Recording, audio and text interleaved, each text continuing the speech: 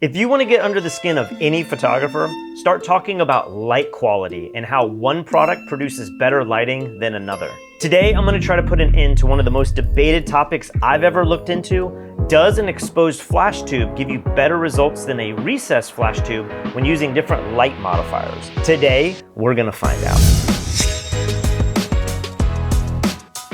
Before we dive deep into this topic, I first want to share a few images that you'll see again towards the end of this video. Both of the images on your screen were shot with the exact same light modifier, but one uses an exposed flash tube and the other image has a flash tube that's recessed behind a piece of reflective metal. The backgrounds have been removed in post-production to replicate a high-key lighting style and remove any shadows on the background. All we're looking at is the quality of light hitting the model's face. How good is your eye? Can you tell which one of these was taken with which flash tube? At the end of this video, I'll revisit these images and give you the shocking truth.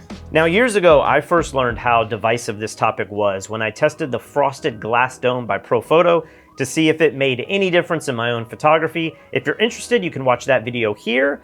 I recently rewatched this video and the comments were pretty unhinged, and I thought maybe I should revisit this idea and do something a little bit more thorough. Right now in our studio, I have the new Godox AD600 Pro II mono light, which did really well in our 8 studio strobe shootout. You can watch that video here. Like many other strobes on the market, the AD600 has this exposed flash tube that allows light to shine in a 180-degree spherical pattern. This design is very different than most Speedlights or Profoto lights that have a recessed flash tube that is designed to only fire light forward. The debate among photographers is that an exposed flash tube is more effective at filling out the entire light modifier than their recessed tube counterparts. So if you're using a recessed flash head with a square softbox or rectangular strip box or a round beauty dish, the quality of light that you're getting out of your lighting setup is always going to be subpar, or at least that's what they like to claim. Today, I'm going to challenge this theory with 4 unique tests: a glow test, a power test, a background test, and finally, a real-world portrait test. In order to do all of these tests fairly, I need a way to mount the Godox AD600 with its tube both exposed and recessed. By using the built-in Bowens mount system, it's really easy to mount a softbox and a beauty dish right up there and have the tube exposed. But in order to have it recessed, I got this little adapter that I can put on the front of the strobe, and I had to use a little bit of black tape that then has some silver reflective tape on the inside, and this makes the flash tube perfectly even with the edge that's going to simulate maybe what you would get with a Speedlight or with a Profoto strobe. This isn't perfect, but it does allow me to use the same light with the same light modifiers and kind of replicate both an exposed flash tube and a recessed flash tube. And before anyone asks, yes, I did have to move all of my light modifiers about 2 inches further back when I use this adapter because it does push the whole light modifier about 2 inches closer to my subject. All right, first let's look at what I'm calling my glow test to see how the 2 different mounting techniques affect the overall lighting distribution on each one of these light modifiers. Here is a large 3x4 softbox with the exposed tube and then with the tube recessed behind my little adapter. As you can see, both images have a strong hotspot in the middle, but the exposed flash tube does fill the softbox a little bit more evenly. It's nowhere near as big of a difference as I would have expected, and you can also see the exposed flash tube does have some light creeping out from the very bottom of the softbox. Does this matter? Well, here in a minute, we're gonna find out. Next is a 1.5 foot by 4 foot strip box with the exposed tube, and then again with the recessed tube. These 2 images are a lot like the larger softbox. The exposed flash tube does offer slightly more even lighting, but the majority of the light is still creating a strong spotlight effect here in the middle. Now, my own bias coming into this was that the exposed flash tube would surely illuminate the strip box more evenly, edge to edge, but that's not exactly what we're seeing here. Next, let's look at the white collapsible beauty dish with its exposed tube, and then again with the tube recessed. On the shot where the filament is exposed, you can see the brightest exposure is in a ring that sits halfway between the reflector plate and the edge of the modifier. And on the recessed flash tube shot, the brightest highlights surround the plate itself, with the outer part being really nice and soft. I'm honestly not sure where the brightest part of a beauty dish is supposed to be, but there is definitely a big difference between the 2 lighting patterns here. It'll be interesting to see how these 2 setups will affect the lighting on our model here in a few minutes. Out of curiosity, I did add the sock to this light modifier to see what it did. I'm not going to be using the diffusion sock on any of the other tests, but here is how the exposed flash tube looks compared to the recessed flash.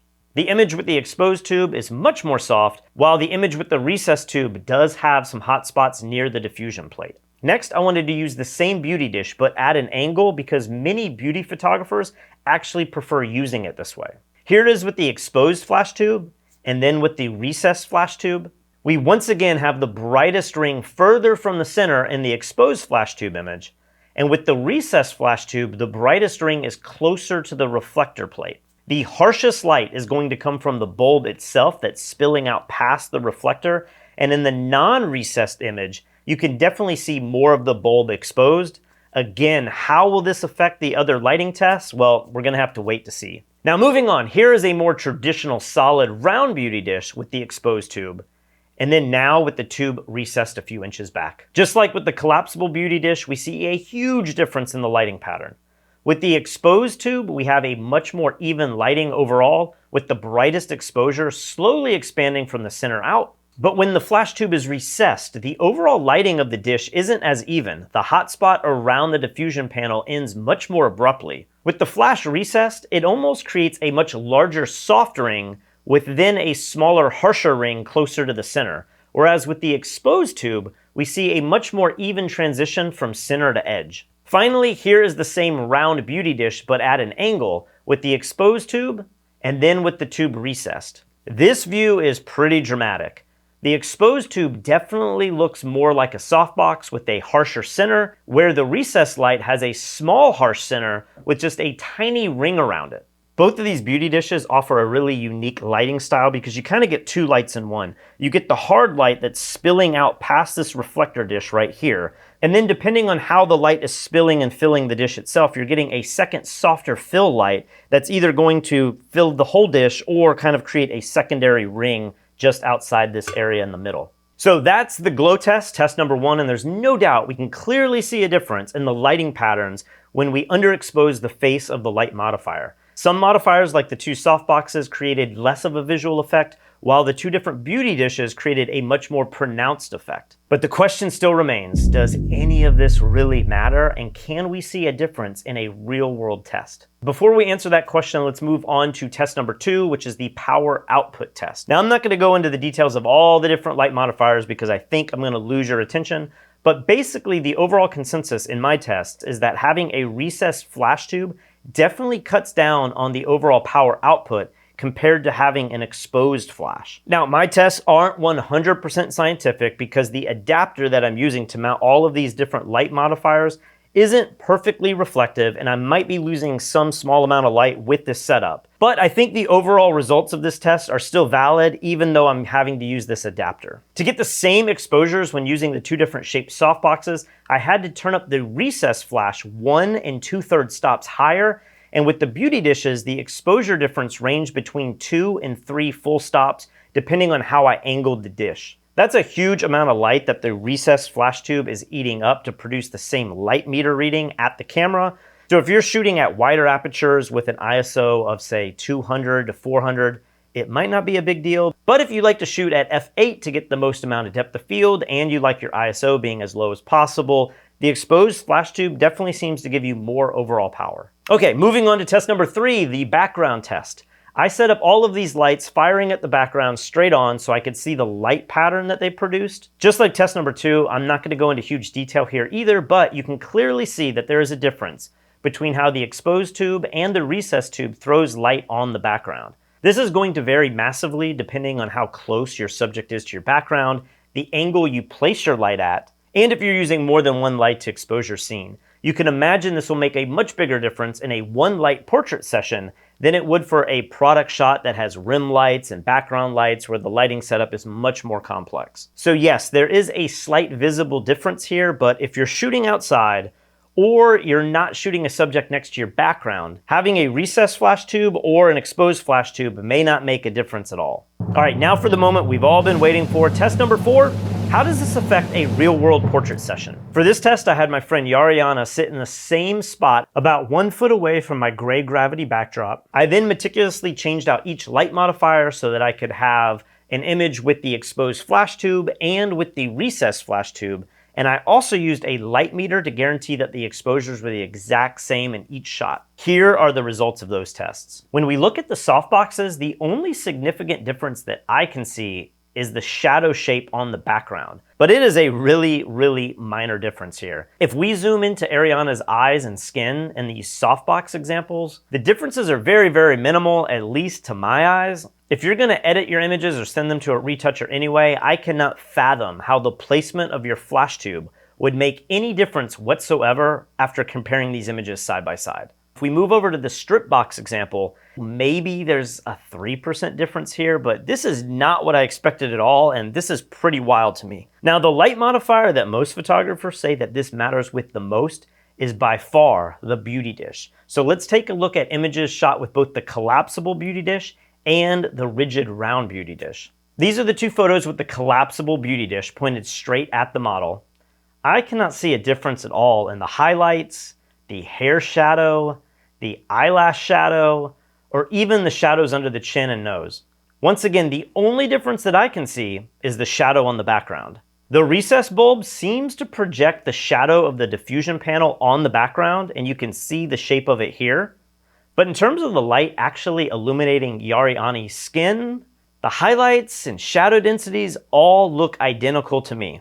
Now, changing over to the larger rigid beauty dish, the results are pretty similar here too. When the flash tube is exposed, the background does have a much stronger vignette, and the shadows under the chin are slightly darker. If we look at the original glow test images, the recessed bulb creates a harsh ring further away from the diffusion disc, which might actually fill in the shadows a bit more, where the exposed tube actually seems to illuminate the beauty dish a little bit more evenly, and the strongest light is closer to the middle of the dish. Maybe this hot spot closer to the diffusion panel is what's causing the darker shadows. I don't know, but the difference is really small, and if I was just to move the shadow slider up a little bit in Lightroom, I could easily fix any discrepancy that we see here. So far, none of these tests have shown much of a difference between the tube placement at all, but let's see what happens when we turn the beauty dish more sideways and the reflector dish isn't entirely blocking the flash head from our model.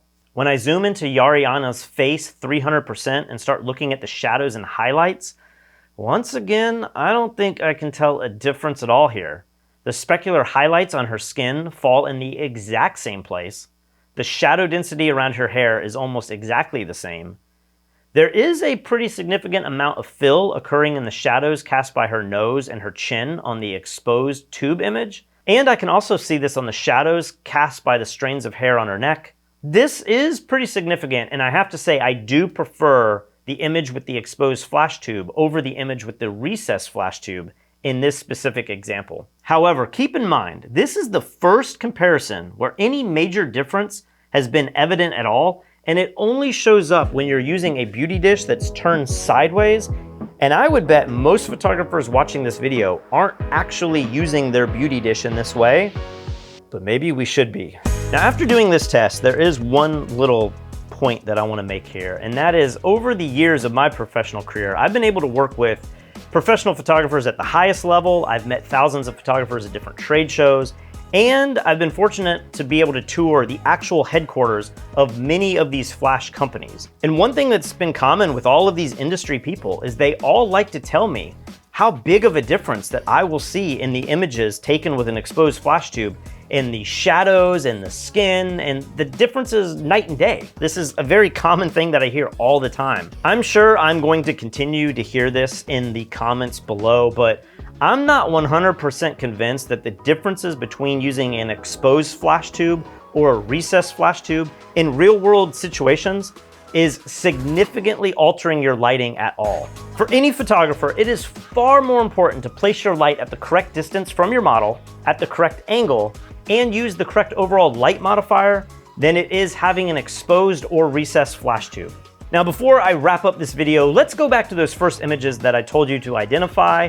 These are the same photos from my tests, only I used Lightroom to remove the backgrounds and make them pure white. All of the images on the left were taken with the recessed flash tube, and all of the images on the right were taken with the exposed flash tube. Did you get them right? Were you only guessing? Let me know in the comments below. If you want to continue learning about more photography, head over to fstoppers.com where we feature daily articles. If you're the competitive type of photographer, head over to fstoppers.com/contest. Every month we host a contest featuring a unique genre of photography, and we give away some really cool prizes, everything from cameras, lenses, lighting gear, software, photo accessories. Definitely check that out, fstoppers.com/contest. And if you're a photographer looking to up your game and specialize in a specific niche of photography, head over to fstoppers.com/store where you can check out our full-length tutorials. We have everything on landscape photography, headshots, swimwear, macro photography, product photography, architectural photography. There's literally something for everyone. And I've seen from thousands of photographers that these courses can help jumpstart your own career so that you can start making money in the field of photography. If you want to tell me how wrong I am with this entire video concept, make sure you leave a comment below, but still give me a thumbs up. I will see you guys really soon.